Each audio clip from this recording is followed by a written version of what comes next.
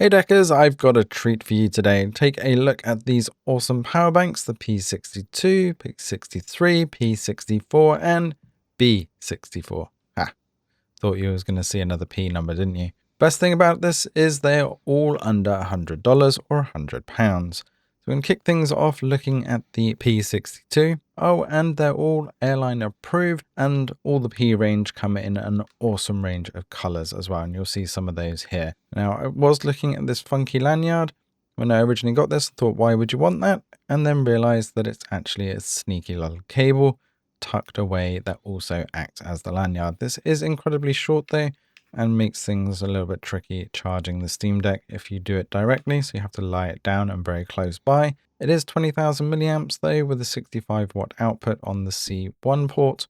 Supports 36 watts on just the C2 only, as well as 18 watts on the out 3, but 15 watts if you use them both at the same time. On the Steam Deck OLED, this managed around an 88% charge off of a single update, which means on the LCD you'll get about 1.2, 1.3 charges.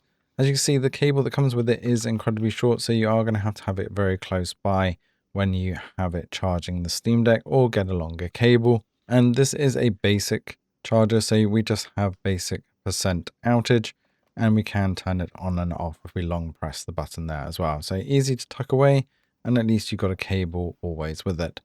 Looking at the P63 then, which is the slightly bigger brother of the P62, and I do love this red color. It's really vibrant. As you can see, the white of the other as well. Loads of colors to choose from those, to check out the site. And as you'll see, the thickness wise, it's same size, height wise and width wise as the P62, but it is quite a bit chunkier, as this is a 25,000 milliamp version. So we actually have 100 watt available out on the C1, with 45 out on the C2 and 18 on the USB-A there as well, but only 15 watts split between them if you use them both at the same time. So best to just use that C1 output. And for some reason, the color option came with that kind of lanyard cable, but the original black version came with a bag and cable of its own. Charge wise on this, I did have a minor issue with the cable that came with my P63, where it didn't fully charge and I had to use a slightly different cable. But the good news is all of the products come with a massive 3-year warranty, so if you have any issues with the cables or the power banks themselves, you can just get in touch with INIU to send you a new one. So the P63 giving just over a single charge on the OLED, meaning about 1.5 times on the LCD. P63 output is basic again, so we just have the percentage output and on off as we get to charge as well. Huge thanks to INU for sending all these products for testing, and also sponsoring this video as well, so that you can watch this completely ad-free. On to the P64 then, and probably my favorite of these devices. The color options on these are absolutely gorgeous, and these have a little trick up their sleeve on the display front as well. And all of these bigger devices come with a nice little mesh bag and a decent length cable as well to charge up your devices. Charge wise on the Steam Deck, we got over a full charge on the Steam Deck OLED.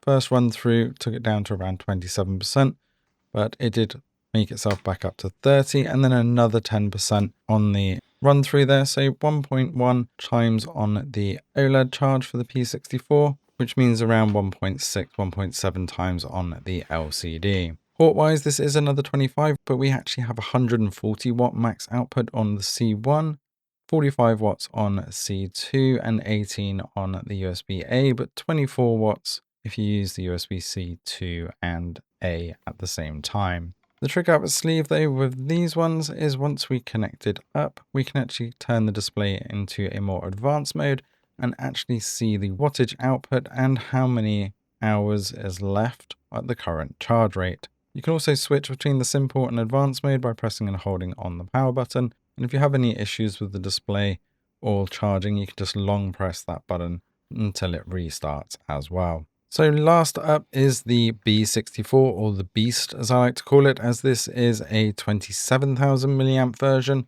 which looks very similar to the P64 and has all of the same features. Also with the 140 watt out on the C1, 45 watts C2, and 18 watts on the USB-A, and C2 and A together maxing out at 24 watts. B64 is actually one of the originals, and I've had this before and before the P series came along, so down to 42% off of the first OLED charge and an extra 30% charge on the OLED to completely drain the B64. So you get about 1.8 to 2 times charges, and that's why this one is the beast. And you get the same advanced overlay as before with the P64 if you long press that button.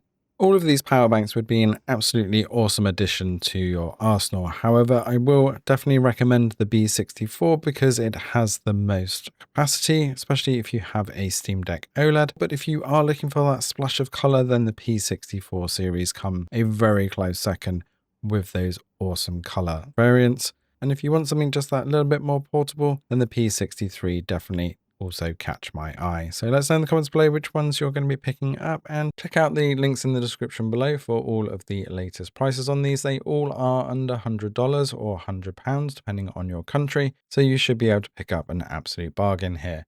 Thanks for watching, and see you in the next one.